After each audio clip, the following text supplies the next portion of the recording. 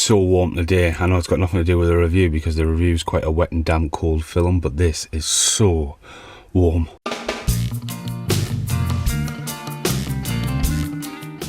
So this is a review for Frequency. There is a lovely outtake at the end of this coming involving the light, Brittany, text messages and her head. No? No. But yeah, it's the hottest day ever. I am sweating. Look at that. We haven't even That's why you were like all night. I know. You're hot and you're cold. No. So Frequency we watched last night. We watched that, then Cliffhanger. I missed the end and I fell asleep. Okay, so she missed the end of Cliffhanger. Sorry, I love this angle. It's alright for me, but when there's two of us, just the two of us, it's not the musical. Squeeze. It is a tight squeeze. So this has been turned into a Netflix series, which I haven't seen yet, but this is one I picked up, didn't know nothing about it, and you know, you basically off the credit of Denzel Quaid. Jim Caviezel, as I call him. Very strange actor. I love him in Outlander, but he's quite strange. It's entertainment and video, terrific. Back to the Future meets Sixth Sense, gripping. Frequency cracks the frills. So, spoiler alert, this was basically sets up in the 60s or the 50s, talking on the old-fashioned radio. Baseball fanatics, friends, firemen. Borrows a bit from Backdraft, and if you've seen Backdraft, it happens to Kurt Russell. So, like 30 years later, his son has grown up without his father, who was killed in a fire. And he's basically, right, okay, I'm a copper now. And one night they get out the old walkie-talkie, I want one of them. like frequency things, and the Aurora Borealis, got that one right, or the Northern Lights, it's echoing over the building. And there's a really cool shot at the start when it goes up through the sky and the globe and twists around. That's really cool. I think that's probably one of the only special effects in the film, like, but there's quite a few fire effects as that, especially when he comes out the manhole cover. Huh? There? What? The hand. Oh yeah, when his hand just disappears. What? Anyway, yeah, it was quite a good film. And twists and turns now. He's talking to his dad on the radio, and they're like, "Hey, little chief," and he's like, "Hey, who are you?" And it's like, it's incoherent would be the word. It's not all the time, so they're like constantly trying to talk on this frequency channel. And the thing is, you think that the whole film's going to be about him trying to save his dad and say, "Do not go in that fire." And the whole thing gets turned around in about 15 minutes of them talking. So you think, where the fuck's the film going to go now if his dad's not dead? But because of that, there's the butterfly effect. So basically, because his dad doesn't die in the fire, he then affects a serial killer that his son is working on the past, because they've just dug up some old bones, and he's like, this murder's from 30 years ago. Coincidence? And the serial killer comes after the both of them in the past and in the future. So that's, if you haven't seen it, I'm not going to spoil it anymore because it is quite twisty and turny. A little bit far-fetched. Every time something changes though, right? Every time, I don't know if you notice, it does happen to be a baseball bat, it can be a fucking helmet. You see something fall for absolutely ages from multiple angles, and everything slows down every single time something happens. Oh, you know that bit in the building when he was going down that slide?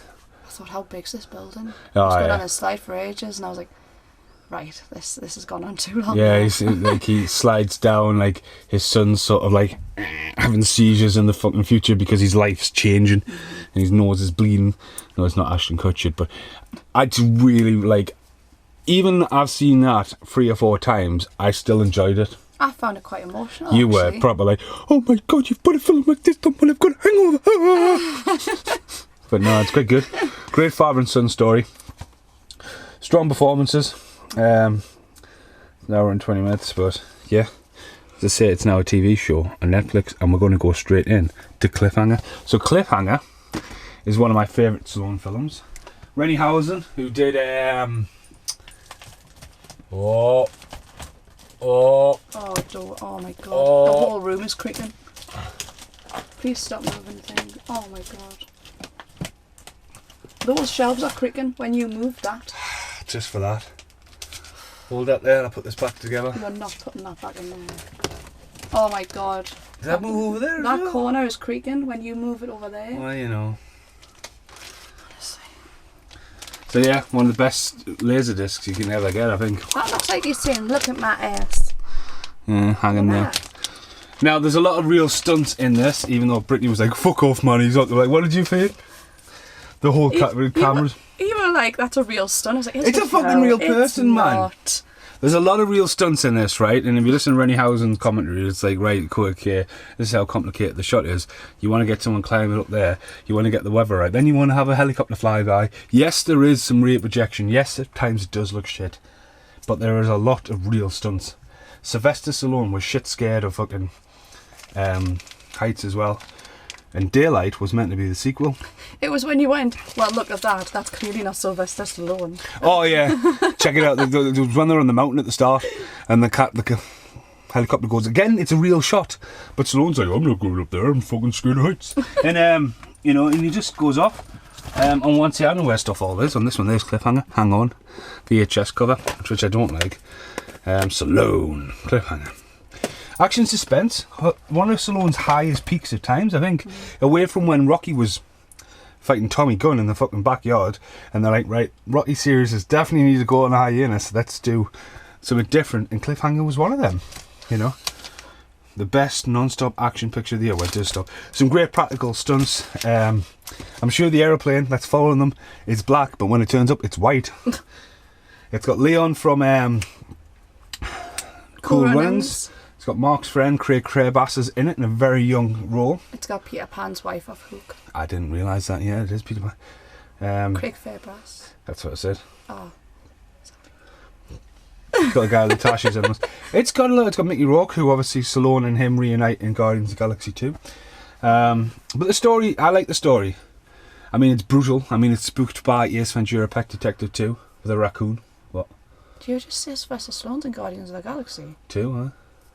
Why don't I remember that? See, him and Vin Rames are the other Guardians. I don't even remember that. Yeah. Shows how much I like number 2, doesn't it? Yeah. So yeah, anyway, the story is simple. Brutal death, guy goes off, doesn't come back for 8 months. Just happens to come back at the right time. In the meantime, there's a massive airplane heist, which again, it's a real practical effect, most of it. Except for when the plane blows up. That just looks pff. And so I like the bit. So they lose the money and then they go looking for it. And I love the snow effects and all that. I love the idea that they're running around the hillsides and all that. And it's got some good actions. You were like horrified at Stallone and loving to gorilla press people into spikes like he does in Detox. Oh God, yeah. He shoved them up onto one instead of threw them onto one. I know, it's some brutal deaths. I was hoping it would have cooled me down with all the snow 'cause it was that hot last night. Yeah. But John Lithgow is good as well. But I'm surprised you haven't got the score on vinyl. I don't think it's available. It's very it definitely sounds like something you'd have playing in here. Based on, I love how John Long got, like, I mean, at the end of the day, when you think of Cliffhanger, you don't think of pink font at the start of the movie, but you John do. Long. John Long, based on the premise by John Long. Story for the screen by Michael France, screenplay by Michael France and Sylvester Stallone. It's like 3 people. This is my fucking idea. But I'm just looking for the music. Music by Trevor Jones. I would have said it was up by the Goldsmiths, but it's very. It's a really good. It is quite a good score. Again, Stallone, First Blood. Like he would have went, oh, can I have the music like First Blood kind of stuff? But there's some great action stuff and there's a bit of comedy as well. But now it's Stallone, his heyday.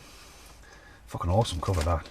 Oh, he definitely looks like he's like. That's probably one. Does my bum look good in this? Yeah. That definitely should be one to get framed. Oh. What? Here he goes. Well, no, I'm saying like that's why I love Laserdiscs for covers like that. One day, all of his laserdiscs will just be framed. And just be a wall. Yeah. So right, I'm going to see in the outtakes. Everyone's probably seen Cliffhanger, so that's why it's frequency/Cliffhanger. One from the present, one from the past, and one from right now. See in the outtakes. So this is the review for Frequency. We watched this last night. Brittany was like, what we're watching? I was like, right. And this was put, when I sorted a few DVDs out, this is one I put where I was like, right, like to watch that with Brit, and this is Frequency. Has been turned into a Netflix show since. I personally haven't seen it. Brittany's over here. Oh. Hello from Britbo. Hello from Britbo. You have to go in and say hi. It's a bit dark in that corner. What? Hello from Britbo. No, I'm saying you didn't. Oh my God. Sorry, that was me. Puts the lights on. Yes, we're professional filmmakers. Do you not know that? Yeah, anyway. So. That was not me. That was totally you. I only took a step back. I didn't touch anything. To be honest with you, I thought it was your head blocking out the light. That's an outtake. So this is a random, like, light. we're about to go to work. We watched this one recently, so that's the one from the future. Young in Revolt. What did you think of that? Oh, I love that. I liked that the first time around. I've got to say the second time around it wasn't as funny. Oh, so if I watched it again, I'd be like, I don't know, like, I mean, don't get us wrong, I love it how they've done the whole two people at once. And how it's a split personality and it's the right time for the right moment. Justin Long, I think, is hilarious. And the bit where they put the car in the house with, I mean, Zach Galifianakis is in this and he's got his name not all over it. It has got laugh out loud potential because Steve Buscemi's in it as well. I mean, some of the stuff is funny. he's just so cute though, and he just becomes the fucking really, like, Justin Long, man, he just like gets everyone high and all that. And there's Samaritan guys on the floor like kipping like a fish and stuff. Oh god, yeah. But no, just a short one for that. As I say, when I first got it, I did enjoy it. I was going to do a review for it because I was going to do the double personality people in it. But we sat and watched it and, yeah. I enjoyed it. From Frequency to Cliffhanger to that. Review Rant Random. Goodbye for now. Bye. And now, the end is here.